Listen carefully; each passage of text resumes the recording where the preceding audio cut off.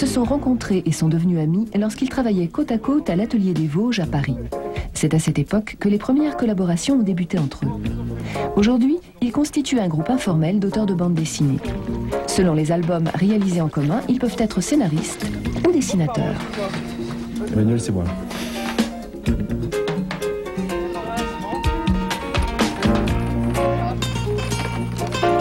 Je suis là pour faire marrer, mais... Bon, c'est pas gay.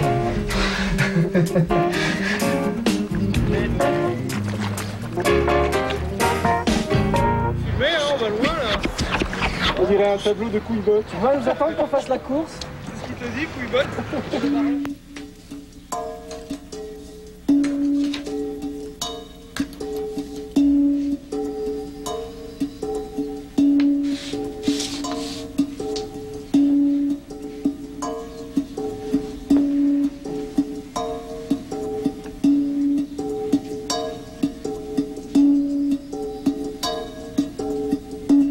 Quand on s'est rencontrés, en fait, il y avait deux personnes qui sont arrivées en tant que vraiment que scénaristes et dessinateurs, c'était Johan et moi. Et Emmanuel et Christophe, ils sont arrivés un peu comme ça, bon, avec l'envie de faire des choses, mais pas de projet particulier. Alors que Johan, il est arrivé avec une foule de scénars, d'histoires qu'il avait envie de faire. Moi, pareil. J'adore raconter des histoires de toute façon. Je pourrais jamais dessiner tout ce que j'invente, donc autant en confier à d'autres. Et voir le résultat, c'est fascinant, quoi. C'est très agréable en plus. C'est la complicité qui fait les choses, c'est-à-dire que à force de déjeuner ensemble, de partir en vacances ensemble, etc., on finit tout naturellement, parce qu'on fait le même métier, par se dire tiens, si on racontait telle histoire. C'est comme un jeu. Hein. Je confie quelque chose de personnel à quelqu'un, donc faut que je fasse confiance à la personne, sinon ça marchera pas. On se dit très franchement et sans détour ce qu'on en pense immédiatement. Si on dit ce que tu as fait c'est de la merde, on n'hésite pas. C'est David B qui dit souvent que faire un livre avec un copain, c'est trouver une autre façon d'être ami. Et c'est vrai, quand vous rencontrez quelqu'un qui vous plaît, vous avez envie de danser avec pour voir comment ça pourrait se passer. Ça fait que de cette amitié, il sort quelque chose de physique, quelque chose qui est là. Après, on a un album, puis on se dit, bah voilà, ça, je l'ai fait avec lui. À ce moment-là, on était ensemble, et puis bah, c'est des bons souvenirs. Puis on a des prix dans les festivals, et puis...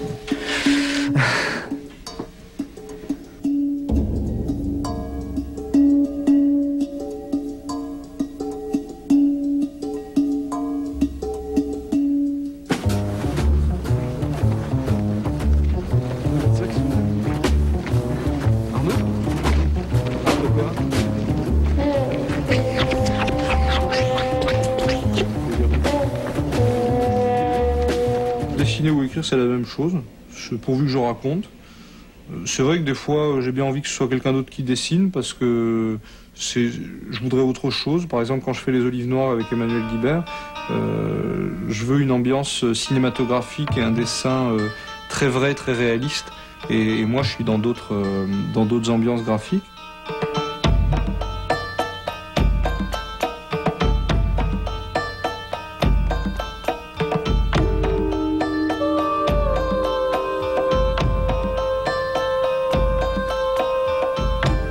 C'est le judaïsme, les Olives Noires. Donc c'est cet Israël c'est ce Jérusalem qu'il connaît et que je connais pas. C'est toutes sortes de souvenirs liés au rituel de son enfance que je ne connais pas, mais alors il me les explique. S'il y a un rituel particulier à observer, il me dit on place la main sur le visage de telle façon, avec les doigts disposés de telle manière, etc. Donc là, je m'y conforme. Mais pour le reste, il a pris le pli de dessiner dans ses storyboards le moins possible, parce que ce qu'il attend de moi, c'est vraiment une mise en scène. Voilà, par exemple, divers aspects de l'élaboration du boulot. Ça, c'est une page de storyboard de Johan. Voilà à peu près à quoi ça ressemble. Ça, ce sont des pages très détaillées par rapport à ce qu'il m'a donné ensuite. C'était le début, on se calait tous les deux, donc j'avais besoin de savoir exactement ce qu'il avait en tête.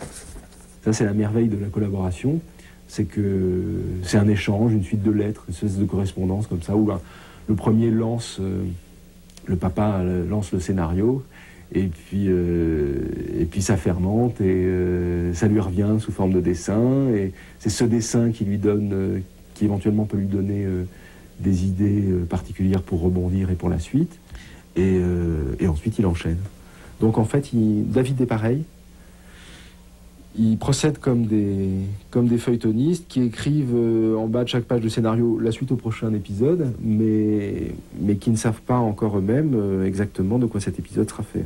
Et quand ils écrivent pour eux-mêmes, ils font pareil.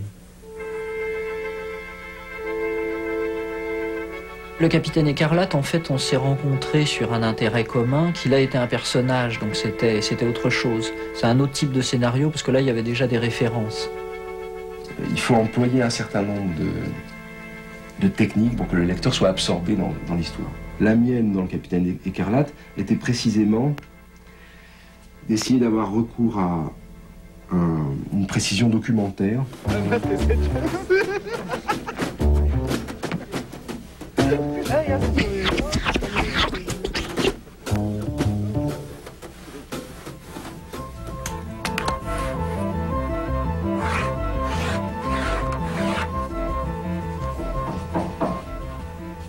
On doit faire rentrer le lecteur dans un monde. Et on doit à la fois utiliser toute sa mémoire de l'anecdote, du détail, une certaine forme d'exactitude, et en même temps un esprit de synthèse. Il faut avoir un esprit de synthèse pour, avec le moins d'éléments possible, faire comprendre le plus de choses possible.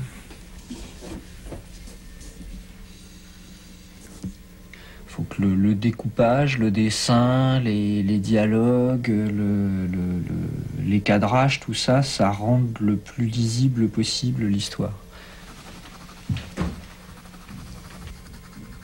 Je trouve que ce qui est intéressant dans une bande dessinée, c'est d'évacuer tout ce qui peut être compliqué, de manière à ce que le lecteur rentre dans la bande dessinée.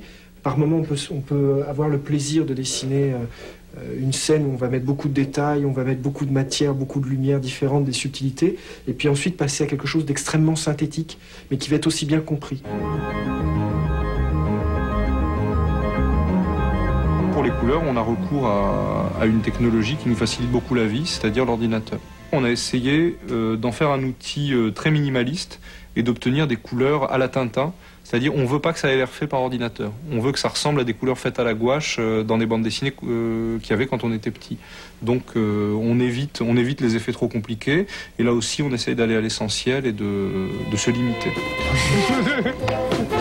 Encore, hein. Il y a du marron fait maison. Croquis sur le vif. Croquis sur le vif.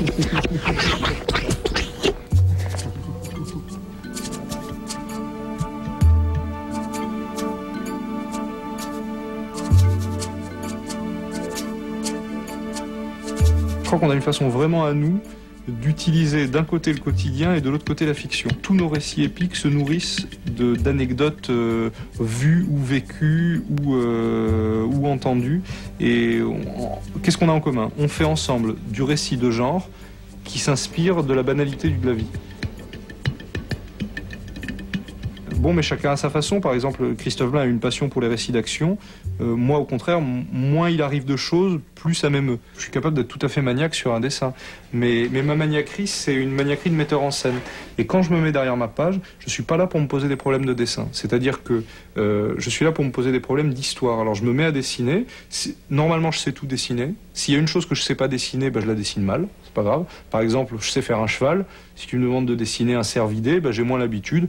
Je vais le faire vaguement de mémoire avec ce que je sais d'un cheval. Par contre, ce qui m'importe, c'est de savoir si on comprend bien l'histoire. Et là, je vais me prendre la tête. C'est-à-dire, pour moi, c'est essentiel de savoir si on a bien compris ce que fait le personnage, si on a bien compris ce qu'il a en tête. Donc, les questions que je me pose, c'est pas est-ce que je sais bien dessiner mon bonhomme, c'est quel genre de manteau porte ce personnage, est-ce qu'il est riche ou pauvre, il est riche donc il a un manteau cher, est-ce qu'il l'a porté pendant plusieurs jours, et ça, c'est des questions intéressantes. On a sans arrêt des alertes, des problèmes, des questions à se poser sur comment ça pourrait être mieux, etc. Mais globalement, quand on est bien dans le truc, on a essentiellement le plaisir de voir les choses se mettre en place. Ce qui me rend fou chez Emmanuel, c'est que je ne comprends rien à la façon dont il dessine. C'est-à-dire, quand il fait quelque chose, je me dis, tiens, voilà quelque chose que je ne serais jamais capable de faire, que j'adore, mais il prend vraiment le truc d'un autre côté que moi. C'est autre chose. Ce type-là, il arrive à te tomber un dessin qui est aussi émouvant qu'une vraie vision de quelqu'un, qu'une photographie, que ce qu'on veut, et qui fait des détours qui ne sont pas les miens. Et pourtant, il aime les mêmes choses que moi dans l'existence, on a les mêmes goûts, mais on le prend de deux côtés différents. Alors ça moi, ça me bluffe. Il y en a un qui est un mystère aussi total pour moi, c'est David B.